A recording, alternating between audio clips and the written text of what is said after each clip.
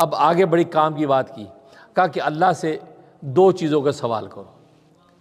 پہلا سوال، اے اللہ ہمارے عیبوں پر پردہ ڈال دے، اللہ مستر عوراتنا، اے اللہ ہمارے عیبوں پہ پردہ ڈال دے، وآمر رواتنا، اور خوف کی چیزوں سے ہمیں امن دے دے۔ فرمایا یہ مانگا کرو، اللہ سے یہ مانگا کرو۔ تو گویا کہ دیکھو جو عبادت کی نوعیت ہے، اس عبادت کی نوعیت میں بتا دیا، نماز ہے، قرآن کی تلاوت ہے، فرمایا اس کے اندر لگ جاؤ، اور معاشرت اور خلق خدا کے ساتھ فرمایا کہ اپنے عیبوں پر پردہ مانگو، یا اللہ ہمارے عیبوں کو چھپا، کیونکہ اللہ تبارک و تعالی ہمیں عیبوں پر پردہ ڈال رکھا ہے، ورنہ اگر ہمارے عیب اگر منکشف ہو جائیں تو جانور بھی ہمارے قریب سے گزرنے کو جو ہے تنفر کریں، اور جبکہ ہم جو ہے اپنے آپ کو سمجھتے ہیں ہم بڑے بے عیب ہیں، نہیں، فرمایا اللہم استر عوراتنا، مانگا کہ اللہ ہمارے عیبوں پہ پردہ ڈال دے، وآمر رواتنا، اور ہمارے خوف کو امن سے بدل دے۔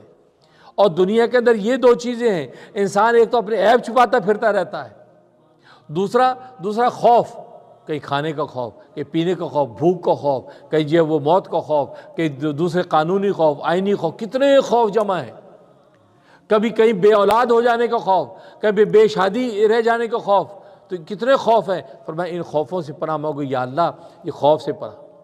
تو نتیجہ کیا ہوگا؟ اللہ تبارک و تعالی دنیا کی معاشرت بھی تمہاری عمدہ کر دیں گے اور تمہاری عبادت بھی اعلیٰ کر دیں گے۔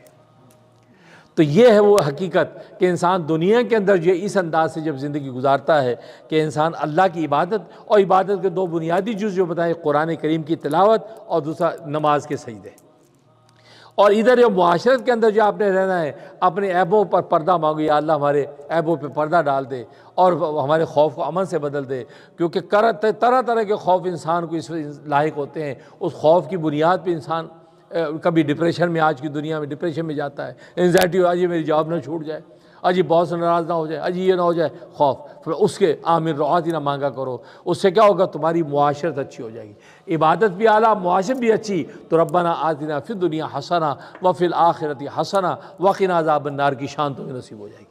اللہ سے دعا ہے کہ اللہ تبارک و تعالی عمل کرنے کی توفیق نصیب فرمائے۔ وآخر دعوانا الحمدللہ رب العالمین۔